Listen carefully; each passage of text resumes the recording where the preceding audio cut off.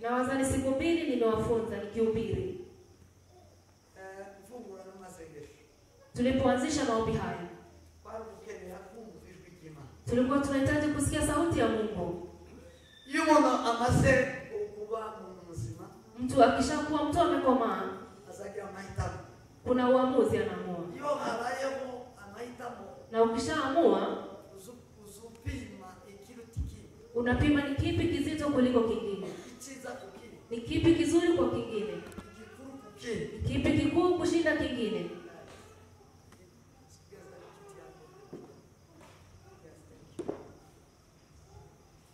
Okay. Kipi kikuu kushinda kingine. Kama kuna kuchagua, kuamua, wanakuambia sasa chagua. Unafaa kuchagua kile kinazidi kingine. Kile kizuri kwa kingine. Hivyo ndivyo ilivyo katika maisha ya mtu. Lakini kama mtu atakomaa, angalia kipi kinazidi kingine. Anaangalia tu kile anahitaji sasa hivyo. Mwana waweza mafaranga nibo. Toto kimpa pesa na sweet, peremende. Atachukua peremende ache pesa pale. Kwa maana yeye ataikula saa hiyo. Lakini akichukua pesa, atanunua pesa nyingi. Peremende nyingi. Hivyo tukifika sasa kwa mambo ya kimungu, kuna kitu kinazidi kingine. Ni usikie Mungu zaidi ya vile yeye anakusikia. Amen. Amen. Amen. Kilicho juu ya kingine. Ukishakomaa, ni umsikie Mungu zaidi ya vile yeye anakusikia. Usikie mapenzi ya Mungu zaidi yake kusikia mapenzi yako. Kwa sababu Mungu amekuumba.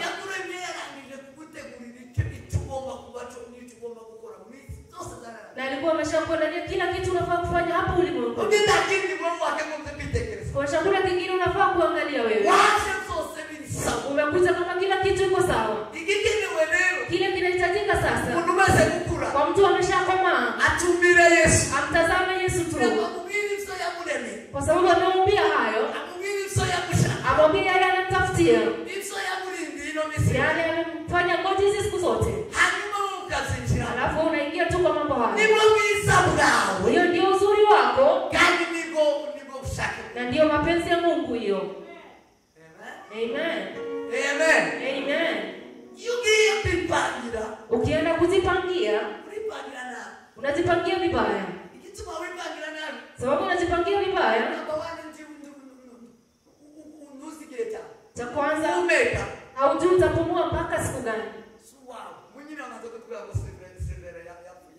Watu wengi sana tunaambiwa leo wameaga dunia.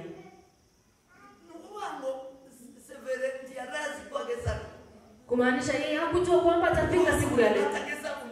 Hatafika leo jioni. Hakujua atambariki saa 5 za mchana leo. Na mimi ninamjomba amefariki kesho jana. Wamenipigia kwamba amekata roho saa 6.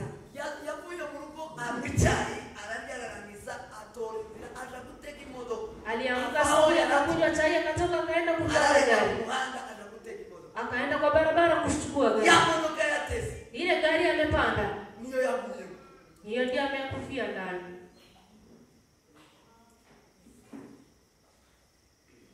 Imodoka yinjiyemo ya Uber aje kuiteka mwana.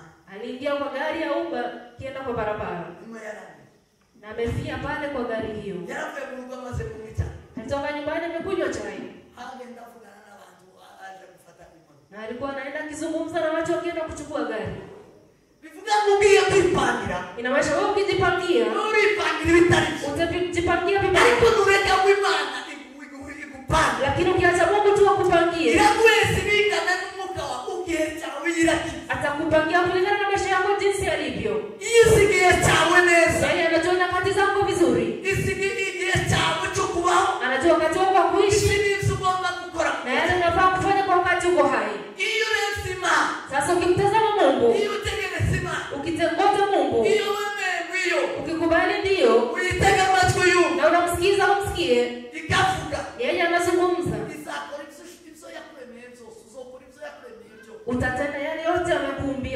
unaenda. Kwa wakati wako unaomaliza safari. Amen. So Daudi yako. Hivyo ndivyo Daudi amefanya. Daudi yako sose ujeti. Daudi alifanya kila kitu kwa nyakati zake. Alisinzi. Na akalala. Yes, Daudi yako ya empty. Yara kusimana. Ndadena. Yeye alienda na deni lolote kwa Mungu.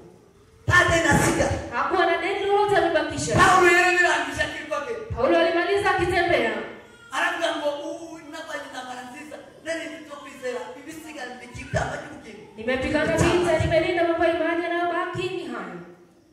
Sema amen. Amen. Tuelekea tesimana. Kwa sababu gani? Alimsikiza Mungu. Anasosa kasikia. Na akamaliza kazi yake. Hiyo nategemea imani macho. Kama umsikizi Mungu sasa. Mungu haina kufuka. Wewe unazungumza tu. Isacheteka. Atanyamaza naye. Iteteka. Na akishanyamaza, chao kisashira. wakati wako utakwisha. Usoshira. Utaisha. Abantu bazashira kiu.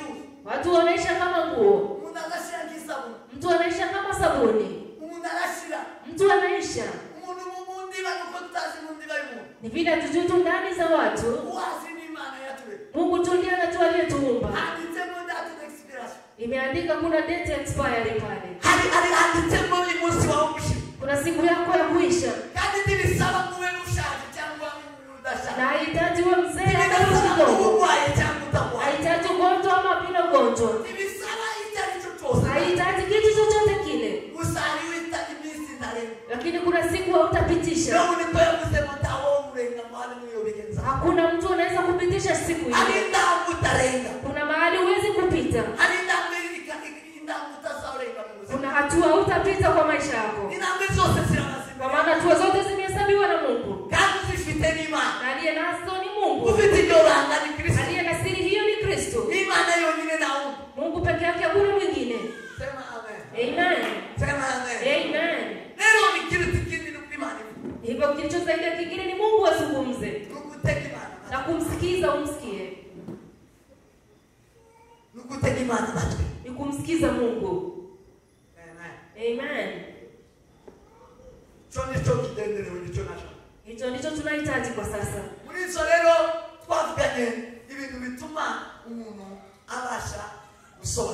Tumesema mambo yanafanya mtu apate kueleweka. Mtu anafaa kuelezewa. Kuna mambo tunawaza na hatuna mtu wa kutuelezea hata. Mambo yaliyo moyoni mwako yote. Hakuna mtu anaweza kukujibu. Moyo huwa na kiu. Ukisoma nyimbo sura ya 3. Unampata msichana. Alikuwa kwa kitanda kizuri kwa mamake na babake. Akatafuta. Yule moyo wake unapenda. Akamtafuta. Akamkosa. Alikuwa pamoja na mamake na babake. Kwa kitanda chake. Akitafuta kumpenda akakosa. Anayempenda. Akatafuta yule moyo wake unapenda akakosa. Akakosa kitu cha kushibisha nafsi yake. Akakosa usingizi. Hakulala. Sema amen. Amen. Sema amen. Amen. Alikuwa anahitaji kile moyo unataka. Haya tunaona hapa si hayo moyo unataka. Siku moyo yako itakuja hivyo. Utampea pesa lakini hatatosheka. Haipea watu lakini hatatosheka pia. Chochote utakipa lakini hatatulia. Alikuwa na mengine yote. Lakini akakosa. Kile moyo ulikuwa unapenda. Akatoka. Akatafuta kwa akakosa. Akatoka nje. Akaingia kwa mtaa. Akatafuta akakosa. Akafika kwa walinzi wa mtaa huo. Akawauliza, hamtaonea yule moyo wangu unapenda? Hamtaonea yule wangu? Hamtaona kile kitaponya moyo wangu? Wakasema hapana. Akatoka nje. Akapita walinzi wa mtaa huo. Alipopita walinzi hao, akakutana na yule moyo wake unapenda. Akamshika akamkumbatia. Baramushaka kugeza mu cyumba cyo. Akampeleka mpaka kwa chumba chake. Aramwinjiza mu cyumba cyo. Akamuingiza kwa chumba chake. Huyo ni nani? Huyo ni nani? Je, huyo yuko wapi? Huyo ndiye anahitajika. Hakuna mwingine. Ni Kristo mwana wa Mungu.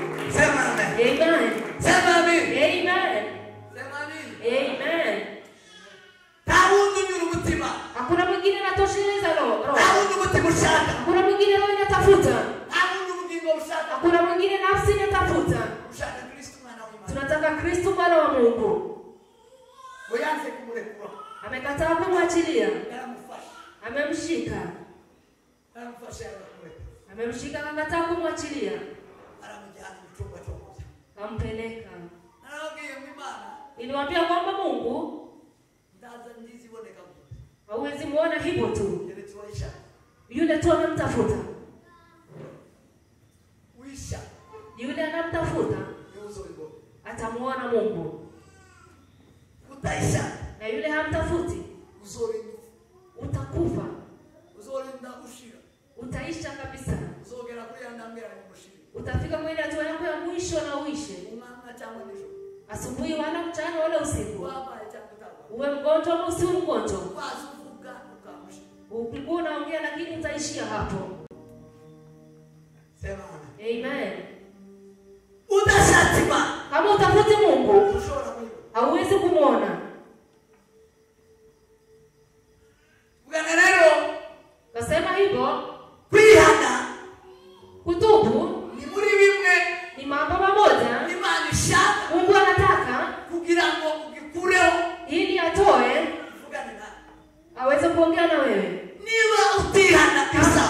Kama utubu wewe. Niba uteza umutima. Kama uoshi moyo wako. Niba umutima wawe utabone. Kama moyo wako si sawa. Hakuzigera wumvizwe. Hautawasikia sauti ya Mungu. Hakuzigera ubushake bw'Imana. Hautawajua mapenzi ya Mungu. Ushake bw'Imana ku buzima bwawe. Mapenzi ya Mungu kwa maisha yako. Imana kukubwira idakika nini. Mungu kukwambia mambo kwa mengine. Imana kukubwira ibyo yakuremera. Anakwambia yale amekuumbia. Imana kukuingiza mu byo yakuremera. Anakuingiza kwa yale amekuumbia. Uwihagiza hazose. Ni yule anatubu dhambi zake zote. Wahindukiye. Ni yule amegeuka.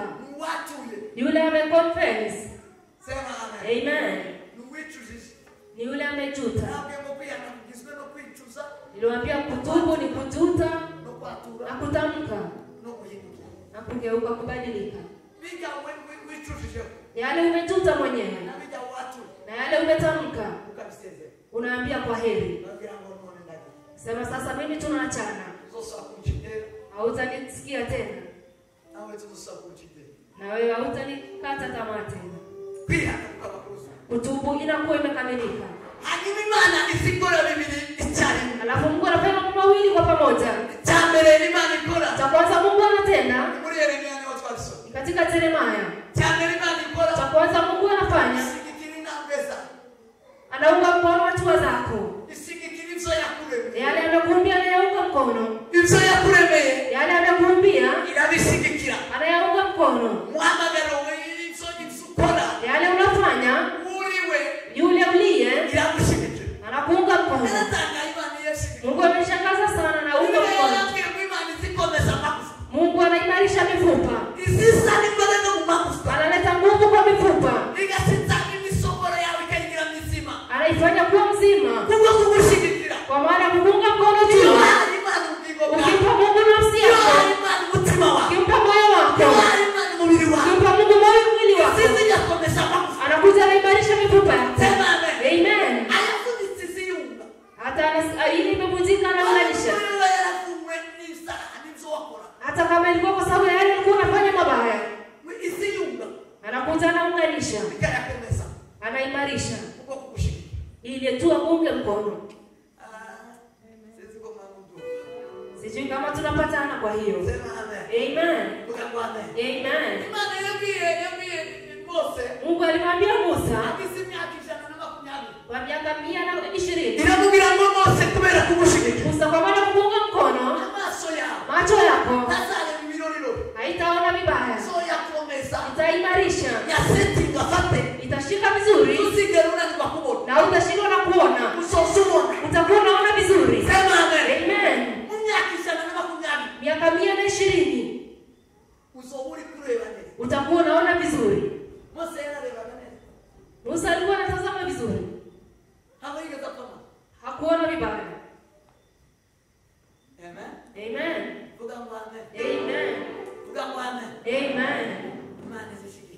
Mungu anaunga mkono hatua zetu.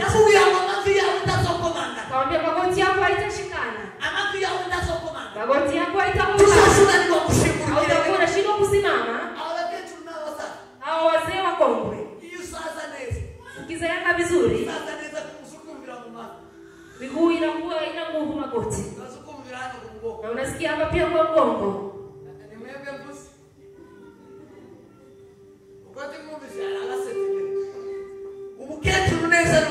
Ukikuwa mgongo kabisa vizuri. Utakuwa unasikia sana kwa magoti na kwa mgongo. Miaka ikisonga tu.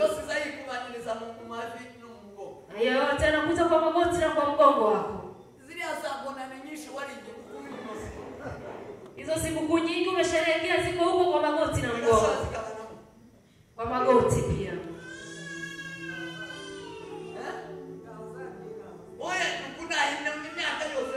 Miaka yote iko hapo kwa magoti. Zingine kwa mgongo. Ikishajikusanya hapo. Inahama tu mara moja. Inaingia kwa kichwa. Kwa akili. Nauliza mtoto wako, je, wewe ni wa nani? Wewe ni mtoto wa nani?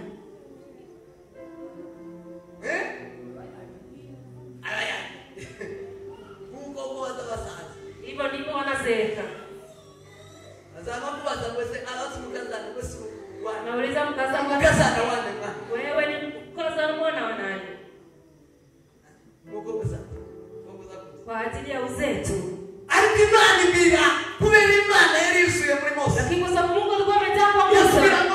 Akamwambia Musa, magoti yako haitakuwa bila nguvu. Haitakushika. Utaunga mkono watu wako. Hivyo ndivyo ndio mkono watu wetu.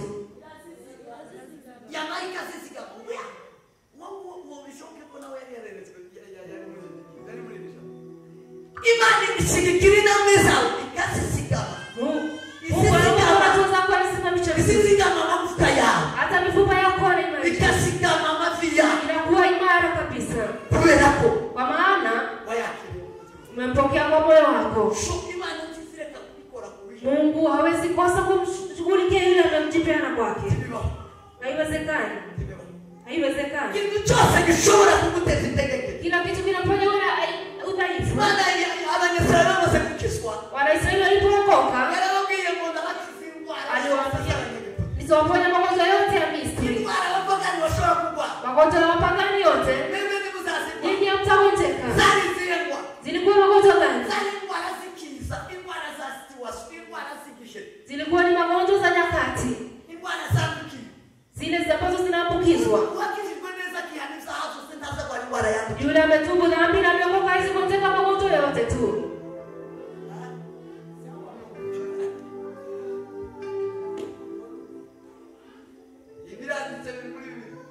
Imeandikwa katika maandiko matakatifu. Unajua magonjwa kuambukiza? Ile inaletwa na virus.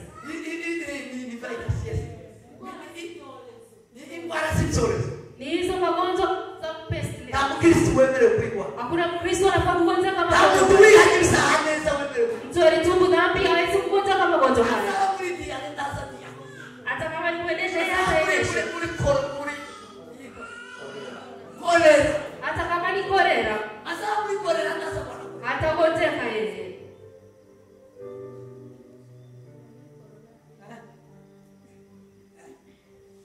Kwa nini kushirikia? Hiyo ni kuunga mkono. Hasa kwa nini kwa lazima tu? Haizishikwa na magonjwa haya ya kuambukizana. Amen. Amen. Amen. Hakuna corona inashika watumishi wa Mungu. Haiwezekani. Hakuna corona kuweza Yesu. Hakuna kwa yule anamwamini Yesu wake. Hata ni yule wala mketu. Hata kama ni mkongwe kiasi gani. Hata kama ni mzee kiasi gani.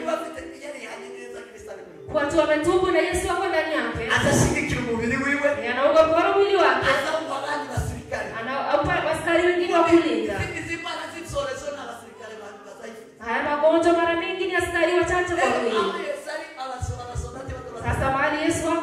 nje kuu. Amen. Amen. Energy. Nguvu. Mahali Yesu yuko. Kwa yule ametubu dhambi. Kitu cha pili tumeangalia. Tulisema hivi. Kubadilisha mwito wako. Imani si kugurura kasika. Mungu anabadilisha mwito wako. Siga mulimo wako. Restoration. Mungu anafufua kazi mwito wako. Mwito wako. Kile amekuitia. Kifugurura. Anakipaka mafuta. Kirestore. Anakirejesha.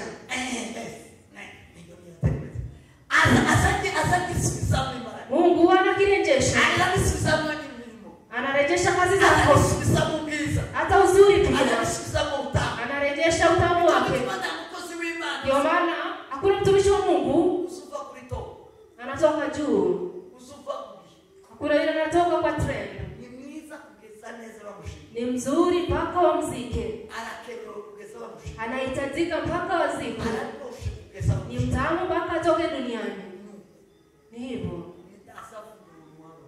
Anarejesha wito wetu. Amen. Amen. Amen. Amen. Amen. Amen.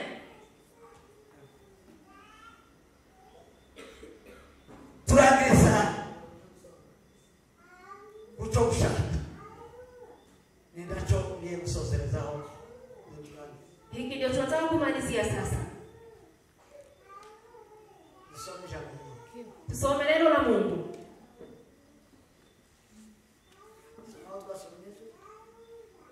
Nyuma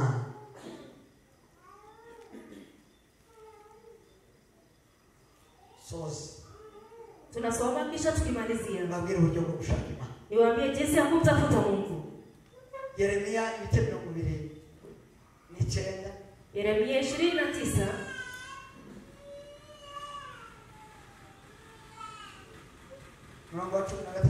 Mstari wake wa 13. Hali tumesoma jana. Juzi. Mtakaponitafuta kwa moyo wenu wote. Amen. Some tena katika Methali 8:17. Nkunda wankunda kandi washaka metero za mbona. Amen. Unawakunda kandi washaka metero za mbona. Amen. Methali 8:17. Na wapenda wale wanipendao na wale wanitafutao kwa bidii wataniona. Amen. Wale tulikuwa pamoja usiku. Ngoma ya mbele. Mambo ya Nyakati 16. Aravuze ngo mushake Uwiteka n'imbaraga ze, mushake mu maso iteka ryose. Mtakeni Bwana na nguvu zake, utafuteni uso wake siku zote. Amen. Mushake Uwiteka n'imbaraga ze. Mtakeni Bwana na nguvu zake, mushake iteka. Tafuteni uso wake siku zote. Kushaka Uwiteka. Kumtafuta Mungu. Kama inawezekana. Kuna wakati wa kumtafuta Bwana. Na kuna wakati si wa kumtafuta Bwana. Kuna wakati itakwisha. Salomo anaandika katika kitabu cha Mhubiri sura ya 3. Kwamba kila wakati na nyakati zake. Kila kitu na wakati wake. Iyo utabaye macho. Kama hauko makini, itukene. Kila unahitaji wote kwa nikihe. Inaweza kupita.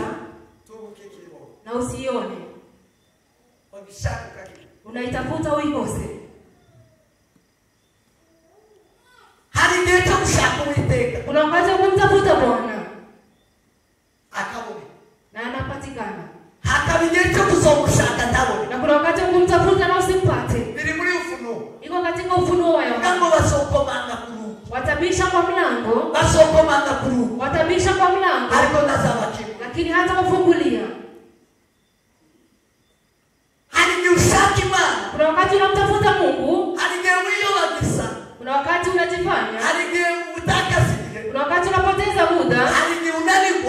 wakati unashindwa, alafu utajuta na wakati umeshapita cha kutafuta. Wakati watu wanatafuta, wanatafutia watu kwa wakati wake. Kuna kitu kizuri ukifanya kila kitu kwa wakati wake. Sijui ni kina nani nimewambia hapa.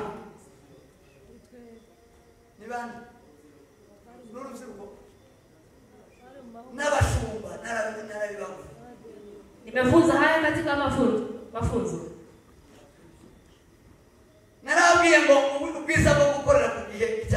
Niliwaambia uzuri wa kufanya kila kitu kwa wakati wake. Wa kwanza ni nini?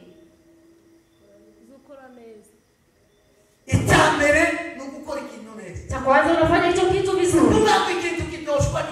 Maisha wakati inakuwa tamu kulingana na wakati wake. Kitu ni kizuri ukikifanyia kwa wakati wake. Kama nina njaa sasa, kama nina kiu sasa, unanipa maji wakati niko na kiu. Kwa shale maji itanisaidia sana kwa watu. Itafanya ni kushukuru zaidi. Lakini ukiniletea maji na mimi sina kiu, hiyo maji haina thamani sana kwangu. Hakuna uzuri, hakuna utamu wake. Amen. Amen. Kumaanisha kitu kinapatikana kinakuwa kizuri ukitafutia kwa nyakati zake. Na kama ufanye kitu kwa wakati wake, hicho kitu kitakuwa cha thamani. Kitakacho kizuri kwako umekifanya, na kitakuwa kizuri kwa yule umemfanyia pia. Amen. Amen. Jinsi kilivyo, ukifanyia kwa wakati wake, kinafaa, kinastahili. Amen. Uzuri wa pili wa kufanyia kitu kwa wakati wake, unafanya mambo mengi. Ukifanyia kwa wakati, unafanya mambo mengi.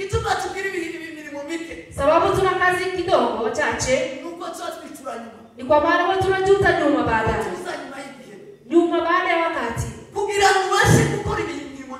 Ili upate kufanya kazi nyingi, unafaa kujua nyakati zako. Daudi alisema hivi, unifunze kuhesabu siku zangu ili niwe na moyo wa hekima. Nikijua siku zangu, nikijua wakati wangu, nikijua huu ndio wakati, utafanya mambo mazuri na mengi. Na utafanya mengi. Kufanyia kwa wakati inakufanya ufanye mambo mengi. Sababu una mambo machache umefanya. Mmelala sana. Amen. Amen. Miaka yako na yale umefanya, ukihesabu, utapata siku nyingi ya kufanya kitu. Utapata ile wakati ulikuwa umelala, ulikuwa kukula tu na kulala, ama kuzaa tu. Hiyo tu. Metusela amelala.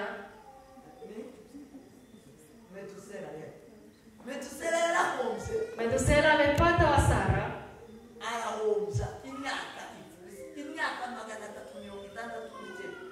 Miaka 369. Wanasema kile alifanya tu, alizaa wasichana na vijana.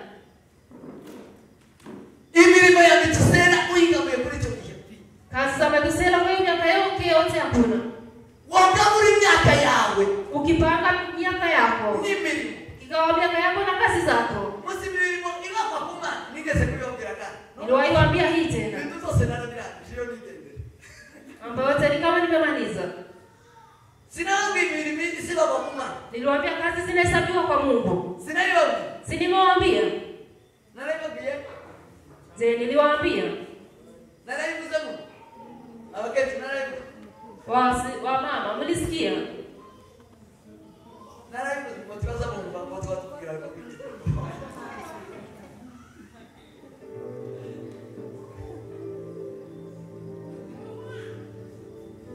Imirimo ibagwa imbere y'Imana. Kazi zinahesabika mbele za Mungu. Nara ibagwa. Nimewaambia ni gani?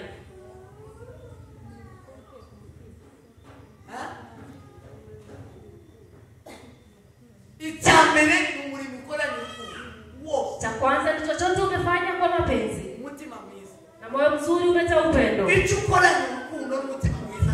Kile umefanya kwa moyo mzuri na upendo chote. Chose uko kinga. Chochote jinsi kilivyo. Kinaandikwa kwa kitabu cha Mungu. Kinaandikwa katika kitabu cha uhai. Amen. Amen.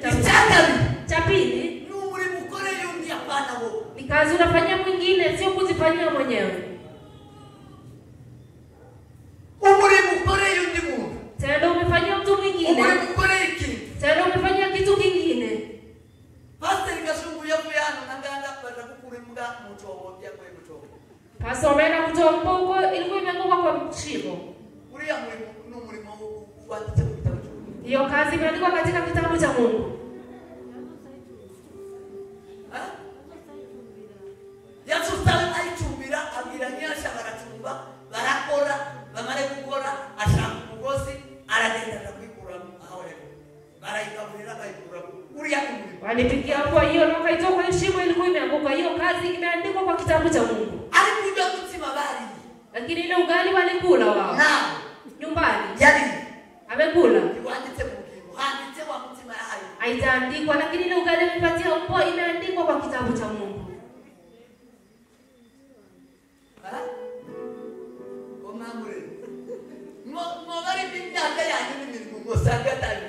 Ikihesabu miaka yenu na kugawa kwa kazi zenu mtapata ziambatane. Mtapata kuna matendo mazuri uko nayo. Amen. Amen. Amen. Amen.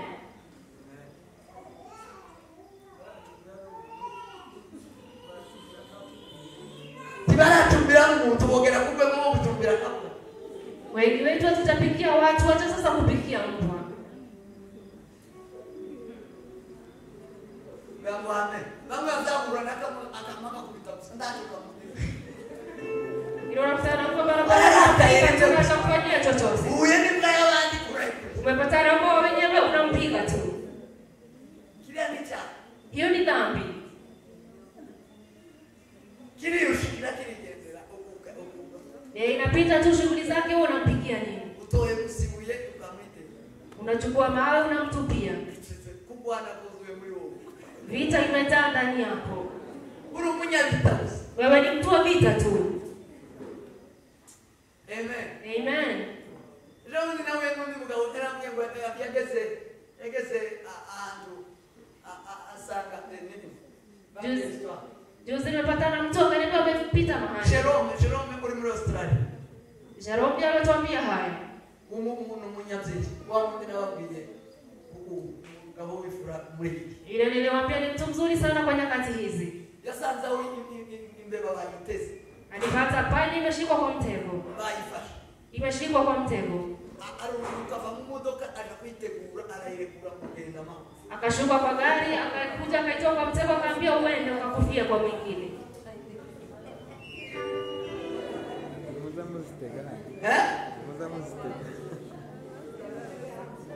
Wateze mwicha. Na wewe mrokosi.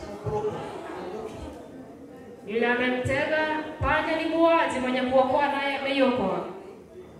Kamera ni sibili. Kuna asili mbili za mtu. Kamera ya kugiraneza. Asili ya kufanya vizuri na asili ya dhambi kufanya vibaya. Yoyote ameokoka, ana moyo tu wa kuokoa na kufanya vizuri. Kitu na watu.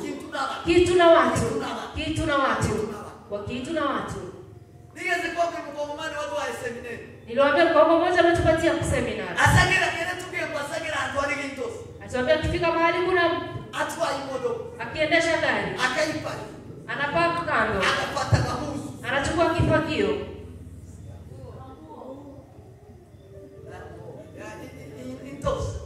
Siafu.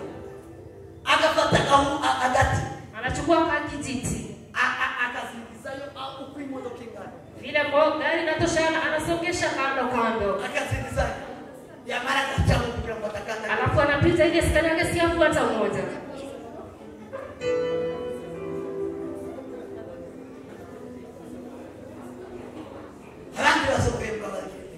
Wengine wana malipo mengi sana. Kwa mumane ukite. Wewe ni mkongomani. Nara mwaje kusikia sasa. Ugira neza bebe. Uzapita nako. Nikashangaa kweli kuna mtu anafanya mazuri hivyo na jinsi mnaua wengine huko Kongo. Niba tashobora kwica. Itose. Kama aweze kumuua siafu. Komno bageze. Unafikiria amefika wapi? Yaratubwiye ngo iya ngefika kwa kitanda. Alitwambia tena kulala kwa kitanda. Sasa hichi. Haezi. Sasa hichi.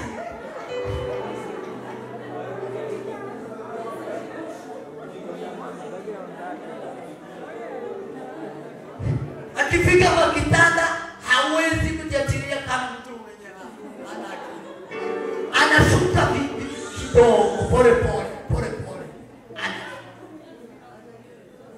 Watakiwa basi. Sema mmoja ndio ataharibisha. Asiharibu kitanda. Haribisha kitanda. Sinaongea kwa nini? Sinimwambia kuharibu ni dhambi. Sinaongea mimi maneno ndio kuharibisha. Mwambia Mungu amenilinda kuharibu. Kuharibisha kitanda. Kuharibu ni dhambi.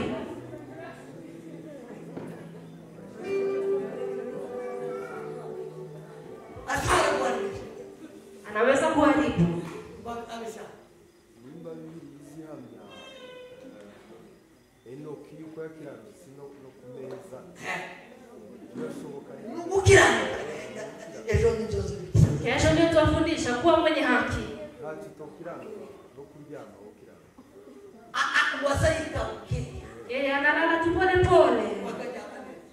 Asiumize kitanda. Ili asiharibu kitanda chake.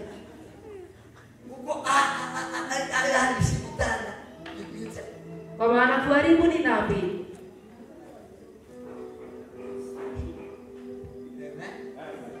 Amen. Sikia mahali wengine wamefika.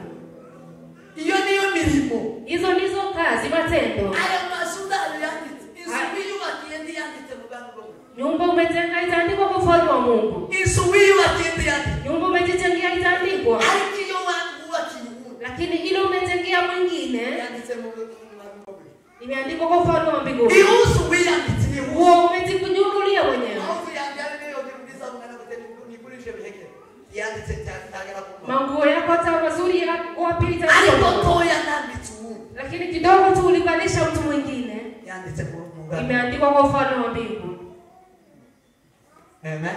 Amen. Sonara ila ugenera bigisha. Nimewafunza hapa mnajua.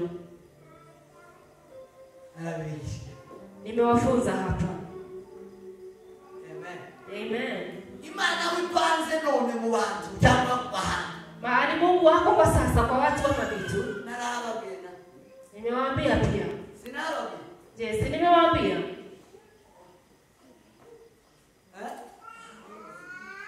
Angene. Mahali pa kwanza niliwaambia ni wapi?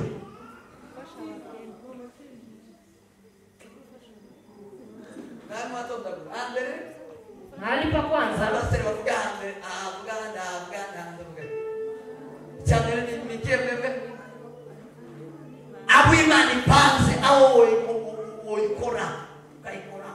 Mahali Mungu wako kwa watu. Anasema kwa mayatima. Yatima na wajane. Mubakene, mubashoje. Kwa maskini na walio na njaa.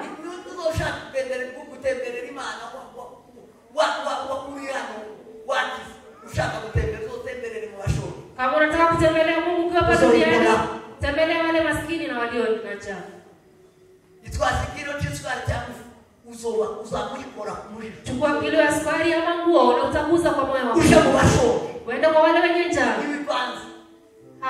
Mungu wako hapo. Mungu wako huko. Kwa maskini huko. Amen. Amen. Hali patatu ni wapi? Mwavuga mtu. Kwa wainjilisti. Mwezi kukima. Mtu yote anazungumza mwezi kuvuga Kristo. Yule ananena Kristo. Iyo mubize mukoze kuma. Ukimguza umeguza Mungu pia. Mungu atumwa ukuri. Mwinjilisti wa kweli. Uriya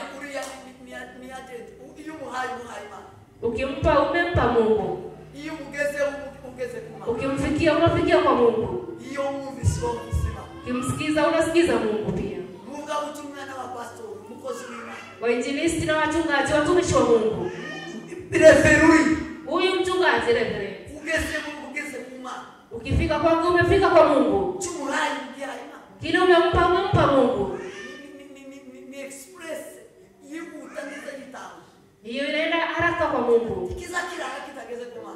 Kila kinafika kwa Mungu. Tikiza kile sekunde kitageze. Hakiwezi kosa kufikia Mungu kwa sekunde hiyo. Chumbai kwa kimgeze huko. Kile mnanipa kinafikia Mungu hapo hapo.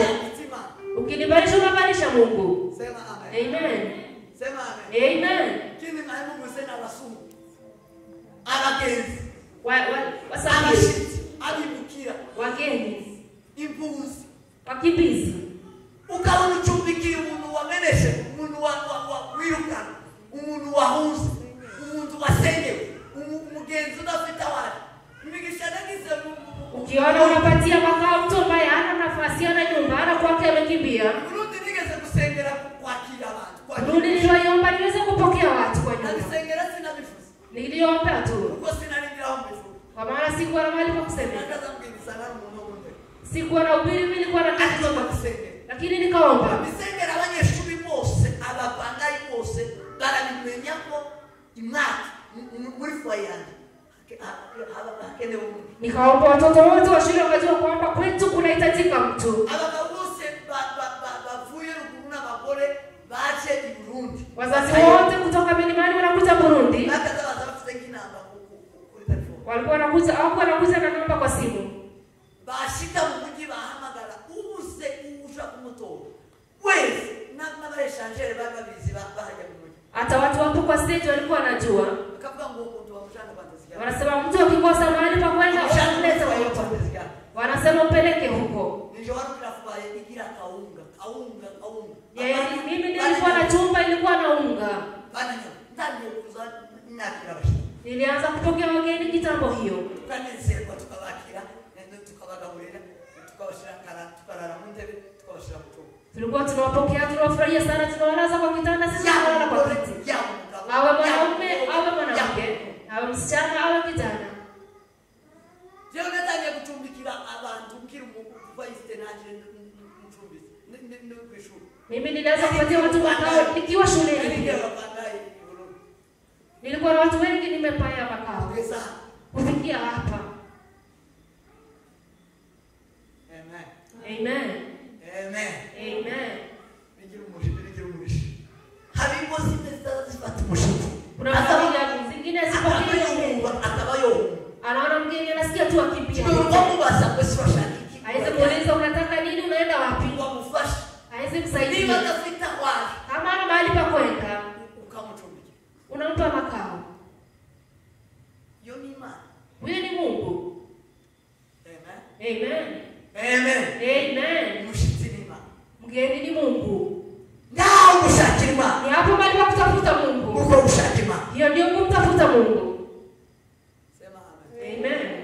Sema amen. Amen. Amen na wapi? Mahali pengine ni wapi? Mahali wataliwa.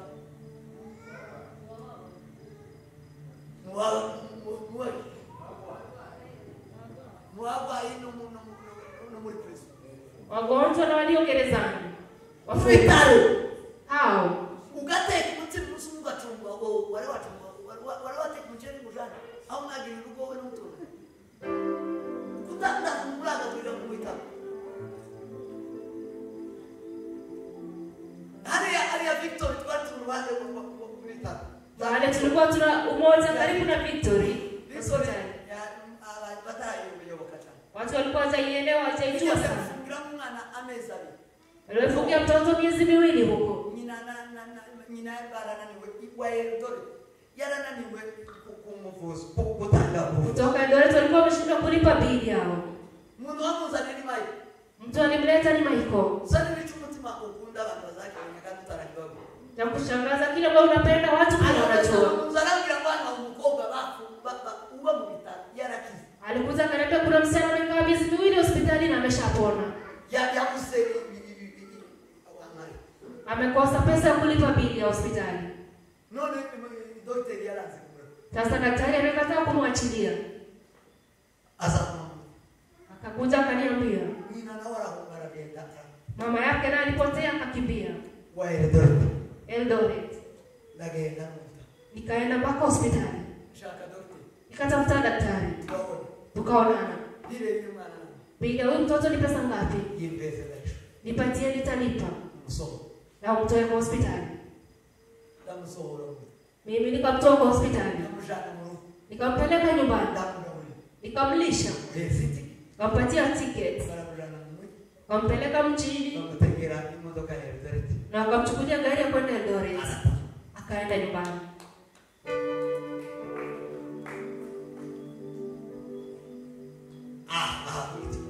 Hapa umoja Victory. Sema amen. Sema amen. Amen. Sema amen. Amen. Mubitaro bitonda mugana n'umugabo. Hospitali na umwana mwanamume. Ibi byo kwiga cy'umunsi. Nasema chakula leo. Tuje kugaburira umuntu. Tore tukalisha mtu mmoja hospitali. Ana mubitaro abantu bazabwirwa bakabura. Hospitali kuna watu wana shida nzao na nana nzawe. Ana abantu batazabashobora kusomika somo. Kuna watu wawezi chakula za hospitalini pia. Ni somo. Unamletea za nyumbani. Utembele na musuka myango ejo n'injije kugabura. Tembele siku moja mwambie kesho mimi nitakuletea chakula. Hiyo ni kazi imeandikwa kwa kitabu cha Mungu. Imana yose ikimukiga kwa kitabu. Mungu anafanya maajabu. Mungu kushaki Imana kwa hiyo. Hiyo ni kutafuta Mungu unampata. Sema amen. Sema amen. Sema amen. Amen. Sema amen. Amen. Imana tuzoiwa tutaishati. Au utaona Mungu kama utamtafuta. Kani tuzoiwa tutaishati au hilo. Na utamtafutia mahali yako. Alingomba kuona. Mahali anafaa kupatikana. Sasa ni kushaka na mtima wa Mungu. Ukitafuta na moyo wenu wote. Utekele siku ndio mose mkushaka. Ukiwaza kwa njia zote za kutafuta. Ndio wengine somo mtima wa. Ile mambo kwa moyo wako yote. Usambona. Utamwona Mungu. Usambona. Utaniona. Shakishima. Tafuta Mungu. Ni mitima ya mioyo. Na mioyo yenu yote. Sema amen. Amen. Sema amen. Amen. Uongo kwa kwema yo mshaka. Nagaza mvuga mzee. Kushatse kukokirusha. Rukokirusha kuchara kwa milimo. Familia ambayo bado ni ndio wana kazi bila vitendo.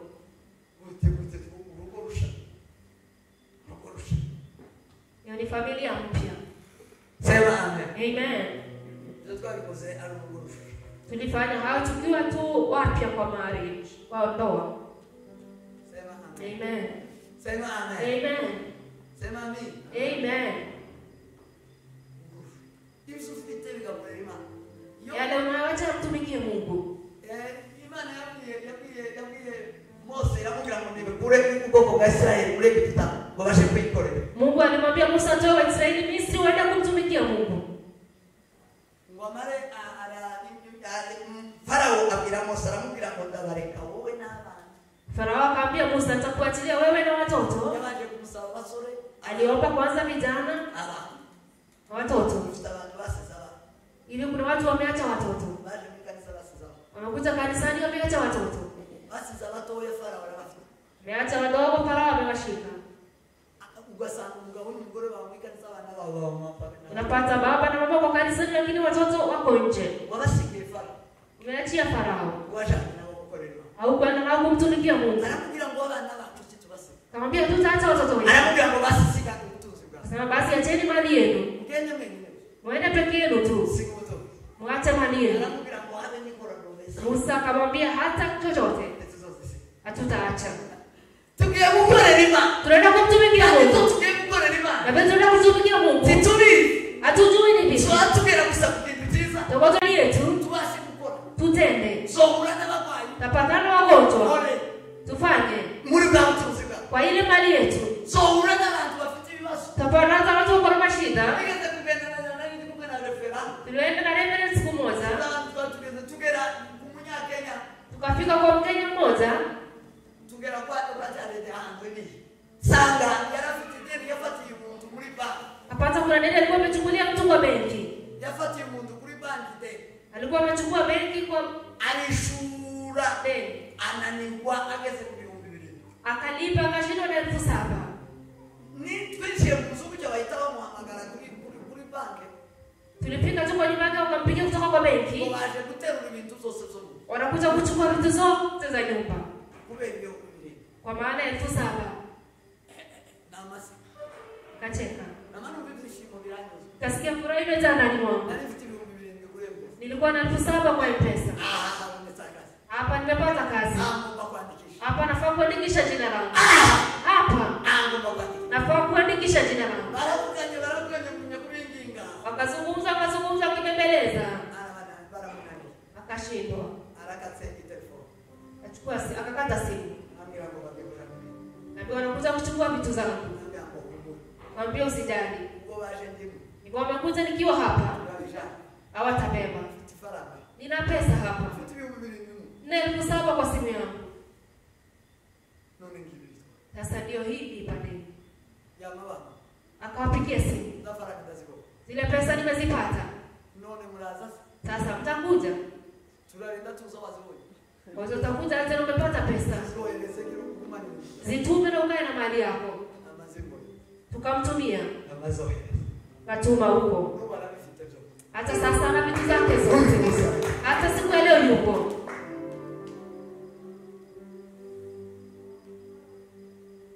Sema amen. Amen. Vuga mwana. Amen. Vuga mwana. Amen. Nianza kusanundina na pastor kasumu kusanundana kisima akisema maingabi. Tulipata mtu mmoja pia alikuwa kwa giza wiki 2. Bara mkatie. Wamemkatia stima. Kwa giza mezi atishura. Akise nukwezi na meza. Akise kwezi ameza. Wala kwezi. Kwa maana alikuwa na mwezi mzima chalipa bili ya stima. Wamemkatia stima wiki 2 hapo kwa giza. Tukafika huko. Kauliza je, mbona kuna stima? Na pengine kuna stima. Kaniambia hatuna. Mbona hamna stima? Nikamuuliza. Sikuanzi kuisha. Kamuuliza imekuwaje? Akajaribu kunificha ficha. Mwisho akaniambia wameshindwa kulipa rent ya nyumba, wakawakatia stima. Wakata stima na maji. Wamewakatia hayo. Kwa sababu ya rent ya 8,000. Ninazo hapa. Mwapigie simu wafungue stima na maji. Mwende mwapatie pesa leo. Wawape stima, wawape maji pia. Muishi kama wengine. Kwa pamoja na pasta Papa Remo. Niliacha wakiwa na stima siku hiyo. Nasema Mungu hapo umefanya mambo. Hapa ni sawa.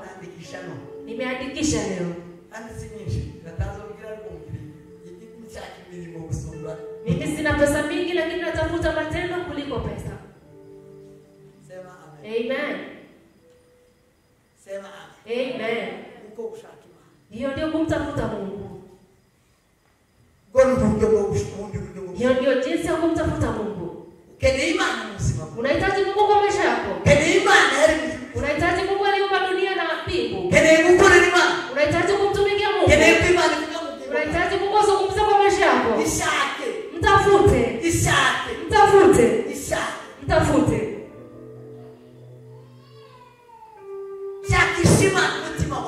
Tafuta Mungu na moyo wako. Tafuta Mungu na moyo.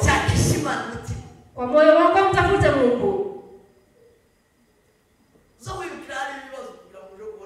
Kimbilia mahali kuna matatizo ili upate. Kimbilia kwa wale wadhaifu ili upate kumwona Mungu. Sema amen. Amen. Wikira msuyima ama sadaka. Sadaka na fungu la 10. Inafungua hapana za chini tu. Inafungua milango ya mbinguni. Inakubariki hapa duniani. Inaona njia za mbinguni duniani kidogo, inafungua juu. Hakuna wale walikula chakula mbinguni isipokuwa Waisraeli tu. Ukiwa mwenye haki kwa fungu la 10 kama unatoa, ukitafuta Mungu anafungua dirisha za mbinguni. Mungu anajidhihirisha kwako. Anazungumza nawe. Anazungumza nawe. Mungu alizungumza na Abraham. Jinsi ya kutoa. Kutoa.